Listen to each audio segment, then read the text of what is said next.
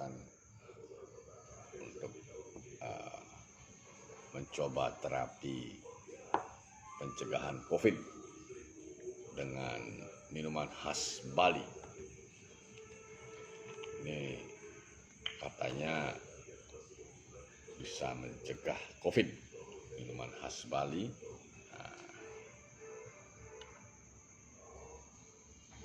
Ya, cukup.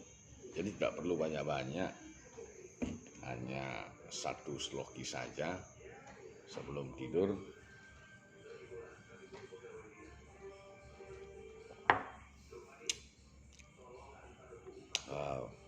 Rasanya memang spesial, khas Bali.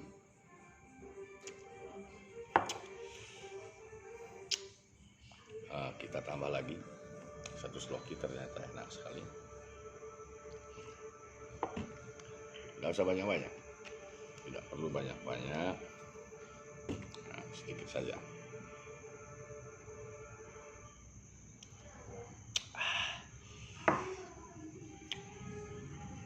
Tenggorokan, hidung, ini telah resip. Sebelum saya memulai materinya, izinkan saya merokok sebentar.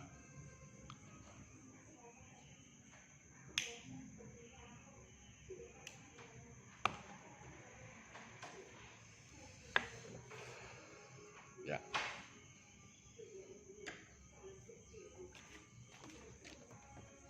Baik rekan-rekan, dimanapun Anda berada, sambil menikmati malam minggu dengan ditemani sigaret Lostamasta, kemudian ada ditemani juga oleh sloki, 1 sloki, 2 sloki minuman khas Bali. Oke, kita mulai. Saya memulai untuk memperbincangkan, mengelaborasi atau membahas tentang beberapa hal yang berkaitan dengan isu-isu otonomi daerah. Jadi saya sudah memiliki beberapa catatan kritis berkaitan dengan isu-isu otonomi daerah. Jadi ada beberapa hal, tidak kurang dari 4 sampai 5 isu yang krusial berkaitan dengan implementasi otonomi daerah yang sudah berlangsung lebih dari 20 tahun sejak reformasi itu, reformasi 98, berarti 23 tahun yang lalu. Jadi ada beberapa masalah dalam implementasi otonomi yang sudah berjalan 20 tahun lebih sejak reformasi itu. Di antaranya yang pertama atau ke-1, masalah konsistensi pemerintah dalam bidang hukum. Ini merupakan permasalahan pertama yang coba nanti kita ulas apa saja hal-hal tersebut. Jadi yang pertama tadi, masalah konsistensi pemerintah dalam bidang hukum. Tentunya masalah yang berkaitan dengan ketaatan asas, stressing pada implementasi atau regulasi tentang otonomi itu sendiri. Isu atau masalah yang kedua berkaitan dengan persepsi sepihak daerah. Jadi masih ada masalah persepsi sepihak daerah mengenai kewenangan yang acap kali lebih mementingkan daerah tanpa mempertimbangkan sungguh-sungguh manfaat dalam konteks yang lebih luas atau dalam hal ini konteks nasional. Kendala tidak hanya dari pelaku di pemerintah pusat, tetapi juga ada pelaku di daerah. Isu atau masalah yang ketiga adalah berkaitan dengan kerumitan pengelolaan hubungan kewenangan pusat, daerah, dan antar daerah, termasuk di dalamnya tentang desa. Yang keempat, masalah yang masih ditemukan dalam implementasi otonomi daerah adalah adanya kolaborasi elit dan pengusaha dalam mengeksploitasi daerah guna mencari keuntungan sebanyak-banyaknya tanpa memperdulikan kemaslahatan umum dan kesehatan lingkungan. Kemudian yang kelima, masalah yang kelima adalah politik lokal dinilai masih menganut oligarki kekuasaan. Nah itu perkembangan dalam implementasi otonomi daerah kemudian menimbulkan masih ditemukan beberapa permasalahan dalam penerapannya atau implementasinya. Kita akan mencoba mengulas satu persatu dari 5 masalah tersebut. Yang pertama, sebagaimana saya bacakan tadi, saya ungkapkan tadi, masalah konsistensi pemerintah dalam bidang hukum. Nah ini memang merupakan satu masalah yang cukup pelik karena fenomena yang terjadi di lapangan yang seharusnya secara normatif Panglima itu adalah sistem hukum atau negara dibangun atas negara itu adalah negara hukum. Artinya sebenarnya hukum itulah yang menjadi Panglima dalam implementasi otonomi termasuk tata kelola negara. Namun fakta di lapangan patut kita tengarai dan perlu kita perbaiki ke depannya itu sepertinya Panglima dalam implementasi otonomi tata kelola negara 20 tahun belakangan ini, Panglimanya justru politik. Sehingga sebagaimana masalah yang disampaikan tadi, kita sepertinya belum memiliki konsistensi berkaitan dengan implementasi terutama di bidang hukum. Ya, ke depan tentunya harapan kita, hukum itulah yang menjadi Panglima.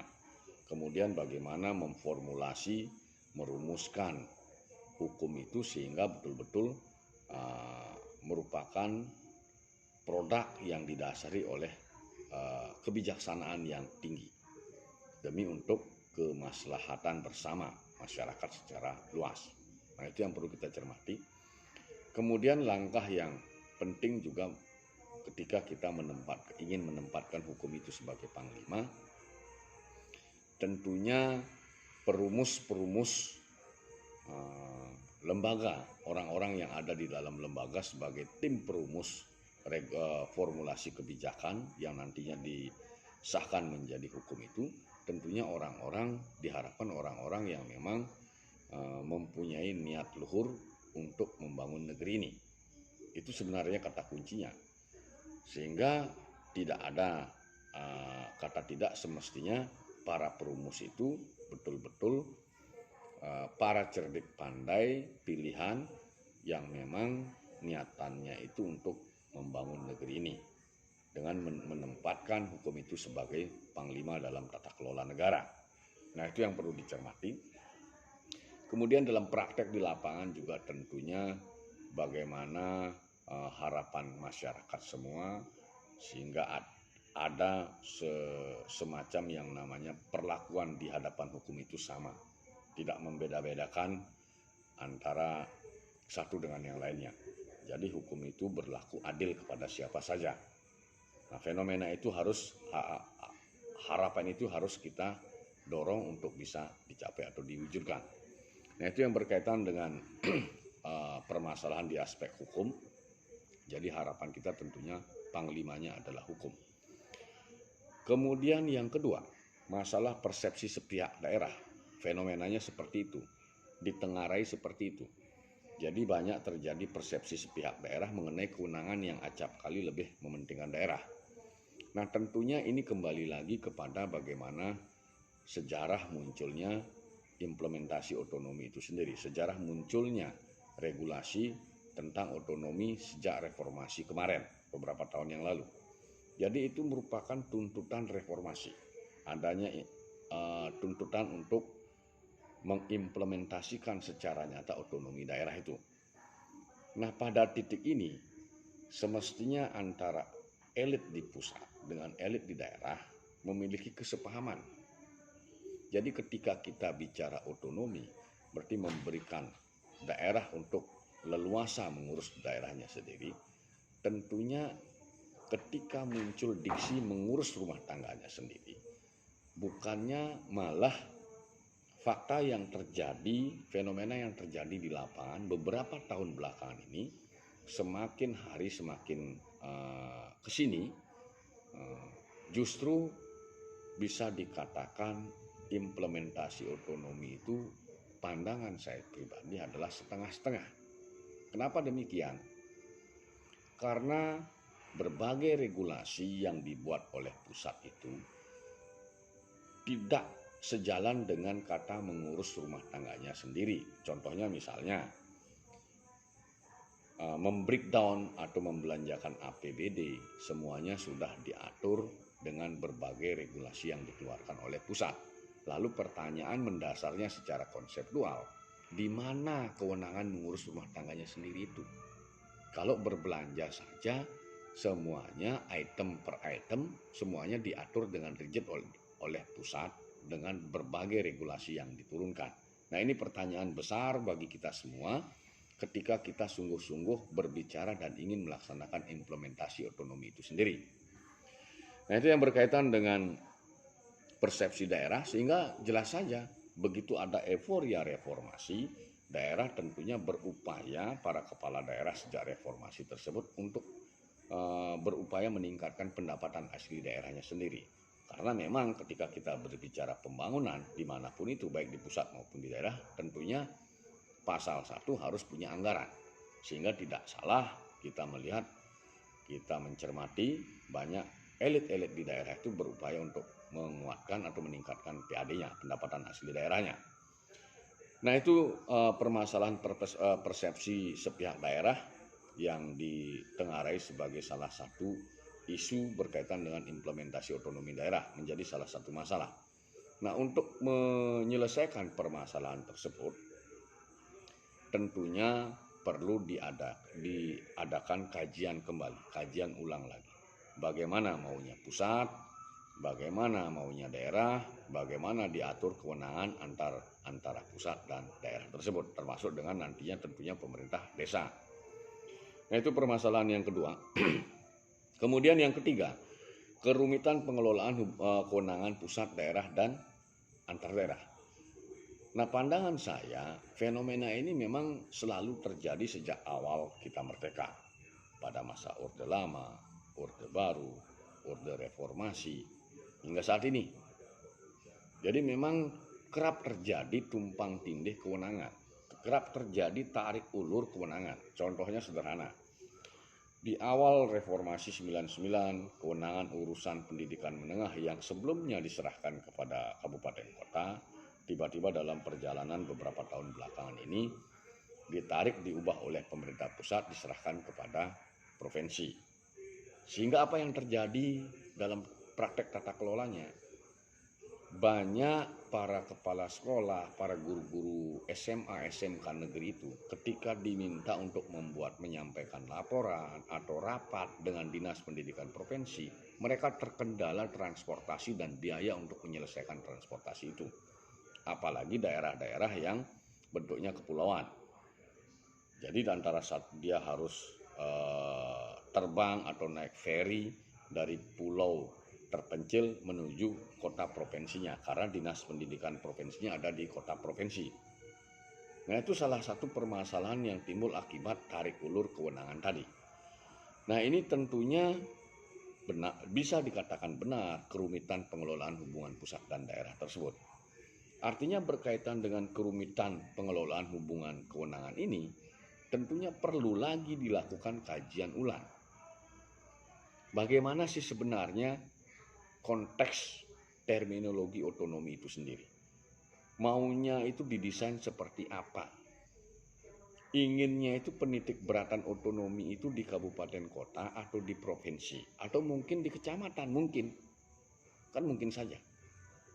Atau mungkin kita bisa mengkomparasi modelnya apakah seperti pemerintah DKI Jakarta atau kebalikan seperti Jakarta, kebalikannya Jakarta. Kenapa saya katakan demikian? Kalau di Jakarta itu dia daerah khusus ibu kota, di sana peran gubernur itu besar sekali karena otonomi itu ditempatkan di provinsi, sehingga di Jakarta itu yang ada itu gubernur dengan DPRD provinsi, tidak ada DPRD kabupaten kota. Nah, pertanyaannya berkaitan dengan upaya untuk menyelesaikan kerumitan ini, apakah kita akan mengadopsi model Jakarta atau kebalikan Jakarta? Nah, itu sebenarnya ruang-ruang yang bisa kita elaborasi, kita perdebatkan, kita diskusikan sehingga ada jalan keluar berkaitan dengan permasalahan kerumitan ini. Kemudian yang keempat, permasalahan yang keempat adalah berkaitan dengan adanya kolaborasi elit, bisa dikatakan oknum elit dan oknum pengusaha dalam mengeksploitasi daerah guna mencari keuntungan pribadi sebanyak-banyaknya. Nah, fenomena ini kerap terjadi sejak reformasi ini semakin, bahkan bisa dikatakan semakin marak. Indikasinya apa? Tidak kurang dari 100 kepala daerah dan pejabat lainnya itu kena OTT atau terkena kasus dugaan tindak pidana korupsi. Nah, fenomena itu menunjukkan bahwasannya apa yang disampaikan berkaitan dengan permasalahan tadi, masalah keempat tadi, mungkin benar adanya. Sehingga tentunya pada titik ini juga kita perlu mencermati bagaimana desain kelembagaan di tingkat lokal. Sehingga bisa ditutup celah-celah upaya untuk melakukan kolaborasi atau upaya-upaya oknum-oknum elit tertentu untuk memperkaya dirinya dalam mengeksploitasi daerahnya. Nah, itu tentunya yang menjadi pemikiran kita bersama sehingga implementasi ini ke depan menjadi lebih baik lagi. Kemudian yang terakhir, politik lokal dinilai masih menganut oligarki kekuasaan. Ya, ini fenomena ini bisa kita tangkap, bisa kita lihat bagaimana di beberapa tempat itu terjadi semacam dinasti politik. Hampir di semua daerah regional itu ada. Baik itu di Sumatera, di Jawa, di Nusa Tenggara, di Kalimantan, di Sulawesi, di Maluku, dan di Papua. Di Bali sendiri misalnya bagaimana seorang bupati bisa menjadikan anaknya menjadi penerus bupati berikutnya. Di Jawa Timur juga ada demikian, di Sumatera juga ada demikian. Nah, ini apa yang disampaikan tadi yang saya katakan, politik lokal dinilai masih menganut oligarki kekuasaan. Tentunya perlu kita kaji ulang bagaimana sistem tata kelola di tingkat lokal kembali. Kembali kita kaji ulang bagaimana desain tata kelolanya, bagaimana aturan-aturan rule of the game dalam pemilihan kepala daerah tersebut. Bagaimana apakah kita menggunakan model Jakarta atau kebalikan Jakarta. Nah, itu hal-hal yang menjadi pekerjaan rumah bagi kita semua di tanah air ini dalam upaya untuk memperbaiki tata kelola administrasi, tata kelola negara, memperbaiki implementasi otonomi di negara kita ini dengan tentunya dengan harapan tentunya ke depan menjadi lebih baik lagi. Demikian hal-hal yang bisa saya sampaikan pada vlog malam hari ini berkaitan dengan isu-isu otonomi daerah. Akhirnya saya tutup dengan menyampaikan Pramo Santi. Om Santi Santi Santi Om. Assalamualaikum warahmatullahi wabarakatuh. Salam sejahtera, salam.